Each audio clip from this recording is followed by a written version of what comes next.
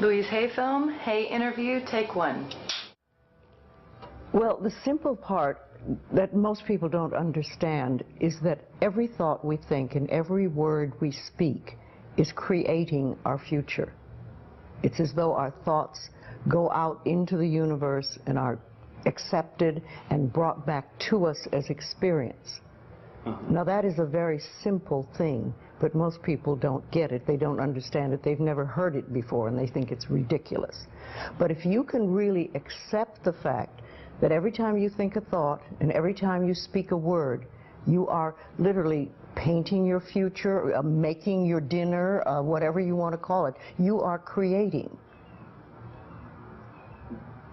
And you're creating your own life. And this is simple, but it's not easy to accept. But once you accept it, then you can start deliberately creating what you want in your life.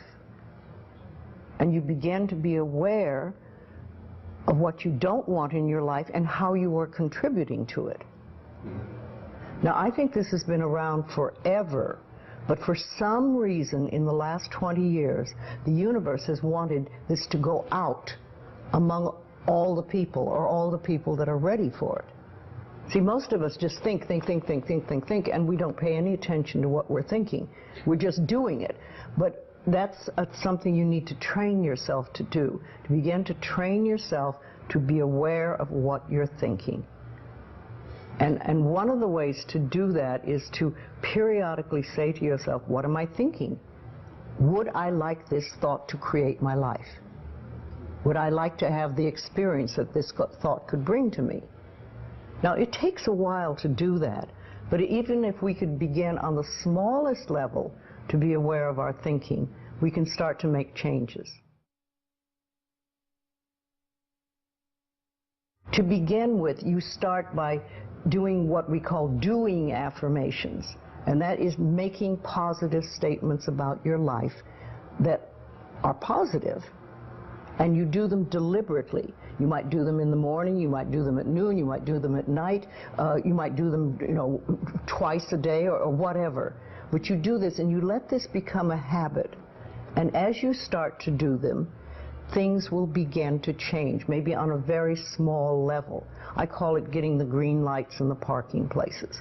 I mean, they're not huge things in your life, but it can be very nice when you get 3 green lights in a row and you're in a hurry. Yeah. Doing an affirmation is either writing it down, writing it on the wall or the mirror, or using just saying it. What I like people to do is to stand in front of a mirror and do their affirmations. Because there's something very powerful about looking in your own eyes and accepting yourself, or noticing that you reject yourself when you're saying something positive about yourself. So that would be a very beginning way to start. Say in the morning, you get up in the morning, you go to the mirror, and this is a big one, and it's hard for lots of people. But you look in the mirror and say, I love you. I really, really love you. And to begin with, that can be so hard for people because they think of all the things that they think are wrong with them. But if you can start your day saying that, it's very powerful. Remember, I'd like to think the universe is listening to everything you say and everything you think and saying, okay, you can get that. So then it starts to bring you in and bring things into you. And I know this sounds far-fetched, but it's amazing how it works.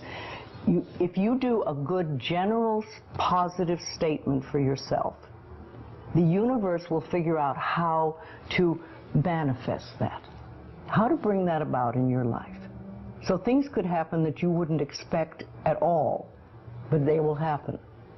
If you think of doing your positive affirmations, it's like planting a seed in the ground. It's not necessarily true at the moment, but it is something you want to have be true.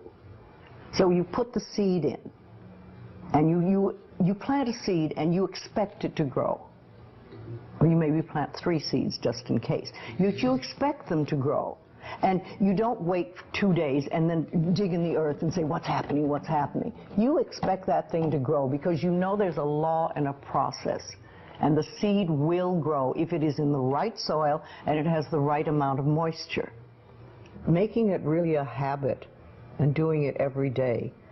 Doing something every morning when you wake up, that's a really good time. And another good time is when you go to sleep at night. And gratitude works a lot. Just being grateful for everything.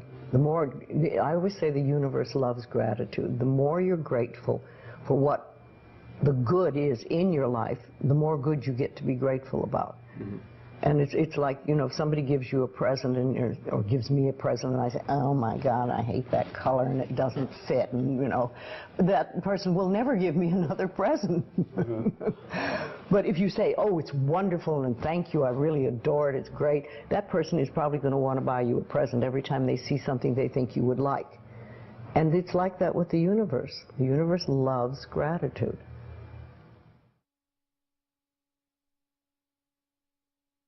If you have very strong beliefs within you that you don't deserve good things in your life, mm-hmm. and a lot of people have that, then there can be delays. And sometimes people say, well, affirmations don't work. I've done them. But when they're doing, for instance, prosperity affirmations, and they've done some prosperity affirmations, and they say it doesn't work, nothing's happening. And I say, well, all right, how many prosperity affirmations did you do in a day? And they'll say 3, probably. And they say, all right, how many poverty affirmations did you do this day? And that could be 300, depending on where you're coming from and what is running through your mind. See, I have this, one of my thoughts about life is that only good lies before me. And I have been saying this for many years. So it doesn't really matter to me what happens in life, because I know it's going to be good. Well, there are lots of things you can do to help you become more conscious of what is going on. And because so many of our belief systems really are unconscious or subconscious, we're not aware of them. They're just things that were bred into us as we were children, is to take a little time to figure out what they are. And I always say a really good exercise is to take a big sheet of paper and write on top of it, say, what I think about men. And then another one, what I think about women, what do I think about money, what do I think about any subject you can think of. And just write all the things that come out of your thoughts. And whether they sound good or not, just write them down. And any one subject, if you just write them all down and then look at them and see how many are positive and how many are negative.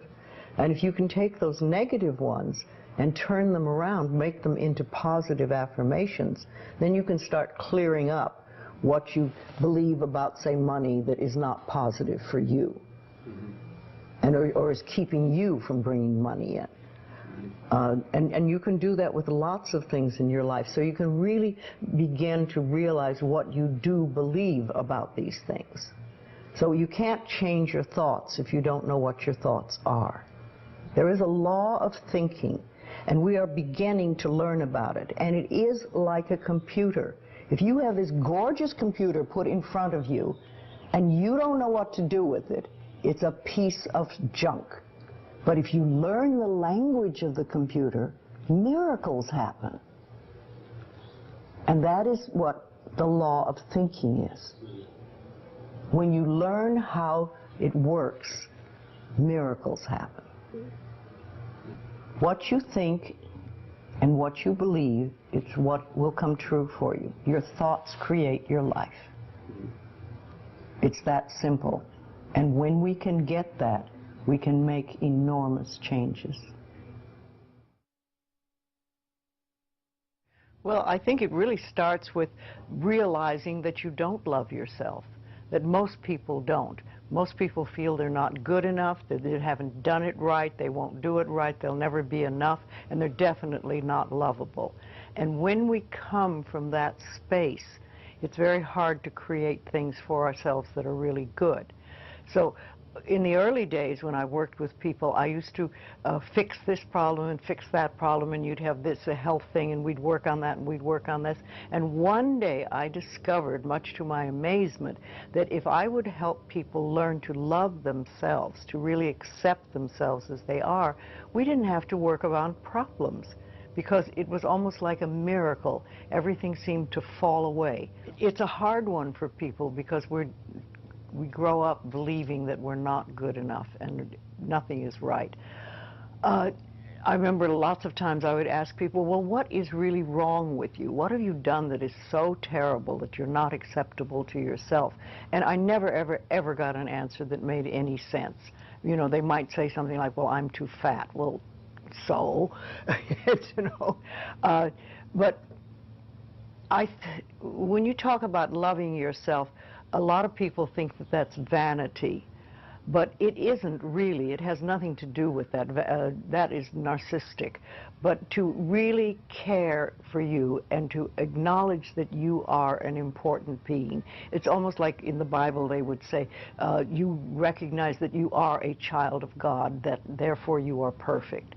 But even if you're not a biblical person, if you can recognize that you are a being that has self-worth, if you can really recognize your own worth, then you start to treat yourself differently. And I think that's what's so very important about loving yourself, is you stop beating yourself up, you stop making yourself wrong, you stop talking about how awful you are, and you stop saying things like, I'm really stupid and stuff, and you start to treat yourself with a certain amount of respect. And this makes an enormous difference, because what you give out in life is what comes back to you. So if you're giving out a feeling of, I'm okay, I'm good enough as I am, and I am acceptable, and I love life, and I love me, and you start having gratitude for yourself and for life, then life treats you differently, because you are having a different vibration that you're giving out and getting back. And that's when things really start to flow. Now, a lot of people don't realize it, but you have to practice. You just have to start it. And that's why I try to get people to do a lot of mirror work. If you look in the mirror, just simple things like looking in the mirror in your own eyes and saying, I love you. I really, really love you. And it helps if you use your name, Louise, I love you. I really love you. It gets to that little child inside that has been rejected for so long, and it breaks open sort of a dam or a door or whatever you want to call it, and it's like little miracles start to happen. Lots of little good things happen, and the universe loves grateful people. The more grateful you are, the more you get to be grateful about. It's that simple. Life is really very simple. We make it enormously complicated, but it doesn't have to be.